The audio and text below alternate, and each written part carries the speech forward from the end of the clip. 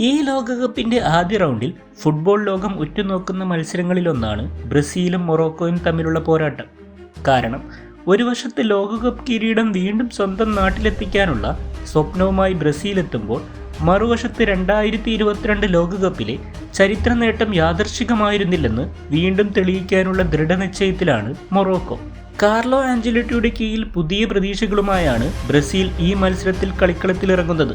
എന്നാൽ ഈ മത്സരം അവർക്ക് അത്ര എളുപ്പമാകില്ല. കാരണം പരിക്കിനെ തുടർന്ന് സൂപ്പർ താരം നെയ്മർ ഈ മത്സരത്തിൽ ബ്രസീലിനായി കളിക്കില്ല.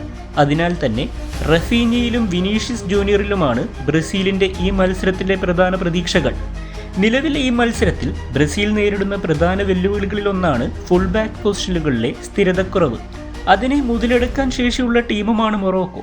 ശക്തമായ പ്രതിരോധത്തിനും അതിവേഗ കൗണ്ടർ അറ്റാക്കുകൾക്കുമാണ് അവർ പ്രശസ്തർ. ഹക്കീമിയെ പോലെയുള്ള താരങ്ങളുടെ മുന്നേറ്റങ്ങളെ ബ്രസീൽ എങ്ങനെ തടയും എന്നത് മത്സരത്തിലെ നിർണായക ഘടകമായിരിക്കും. 2022 ലോകകപ്പിൽ ബെൽജിയം, സ്പെയിൻ, പോർച്ചുഗൽ എന്നീ വമ്പൻ ടീമുകളെ മറികടന്ന് സെമി ഫൈനലിലെത്തിയ മൊറോക്കോ ആഫ്രിക്കൻ ഫുട്ബോളിന്റെ ചരിത്രം തന്നെ മാറ്റിയെഴുതുകയുണ്ടായി.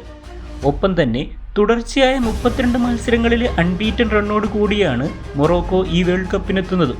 അതുമാത്രമല്ല, 2023 നടന്ന സൗഹൃദ മത്സരത്തിൽ മൊറോക്കോ ബ്രസീലിനെ പരാജയപ്പെടുത്തുകയുണ്ടായിരുന്നു. അതുകൊണ്ട് തന്നെ ഇത് ബ്രസീലിന് വെറുമൊരു ലോകകപ്പ് മത്സരം മാത്രമല്ല, ഒരു പ്രതികാര പോരാട്ടം കൂടിയാണ്.